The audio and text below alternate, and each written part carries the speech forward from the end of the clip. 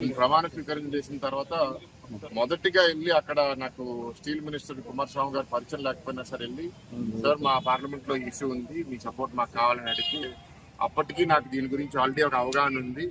లోకేష్ అన్న దీని గురించి నాకుతో మాట్లాడారు, దీని మీద ఒక పాజిటివ్ గా చేయాలని చెప్పడం మీరే చూశారు.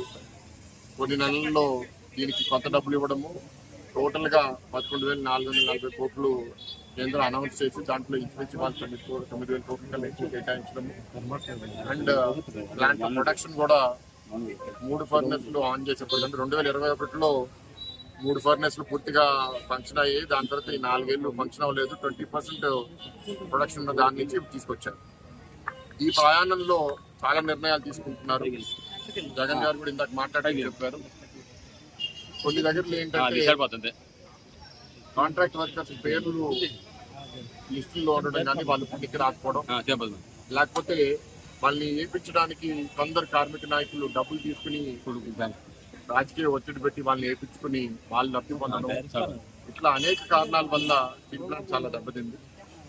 బహుశా ఇవాళ ఉన్న మేనేజ్మెంట్ వాటిని కరెక్ట్ చేసే ప్రయత్నంలో కొన్ని కఠిన నిర్ణయాలు తీసుకున్నప్పుడు నిజంగా అర్హులైన ఆర్ కార్డ్ హోల్డర్స్ కూడా వెళ్ళిపోవడం అనేది అది దురదృష్టం. ఎందుకంటే మేము కూడా అనేక సార్లు వాళ్ళకి చాలా క్లియర్ గా చెప్పడం జరిగింది. ఆర్ కార్డ్ హోల్డర్స్ మీద ప్రభుత్వం చాలా కమిటెడ్ గా ఉంది.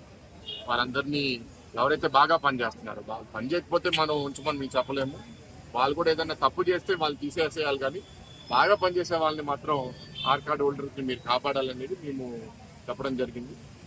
అంతేకాకుండా స్టీల్ ప్లాంట్ ని లాభాల లోపల తీసుకెళ్ళాలి.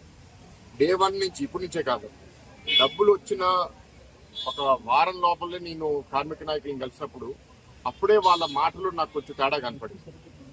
ఏంటి అంటే నాకు కొంత అనిపించేది, ఈ పోరాటం వాళ్ళకి ఆగకూడదు, ఈ పోరాటం నడిస్తేనే వాళ్ళకి ఒక ఉనికి ఉంటుంది అనే ఒక ఆలోచనతో బహుశా కొందరు ఉన్నారేమో అనే ఒక అనుమానం కూడా నాకు అనిపిస్తుంది. ఎందుకంటే స్టీల్ ప్లాంట్ బాగుంటే మాకు అసలు ఇష్యూస్ ఏమీ మేము చేయలేము, మేము లబ్ధి పొందలేమని కొందరు ఆలోచిస్తున్నారు.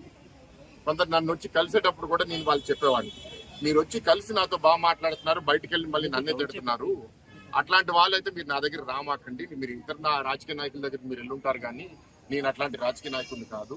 నేను మీ మొహమ్మద్ ఏం మాడతానో మీ వెనకాల కూడా మీ గురించి అదే మాడతాను. నేను నాకేమి ఇక్కడ ఏమి ఆల్టరీ ఎజెండా లేదు అని కూడా వాళ్ళకి చెప్తాను కదా. నా దగ్గర రావడం కూడా ఇప్పుడు మానేసింది. ఎందుకంటే నేను వాళ్ళు చెప్పే ఆ మాటలు నా దగ్గరికి వచ్చి ఒక మాట మాట్లాడి బయటకు వెళ్ళి ఇట్లా అన్నారని దాన్ని వక్రీకరించడం అనేది నేను కూడా ఎంకరేజ్ చేయండి. Please subscribe to Leo news for more videos.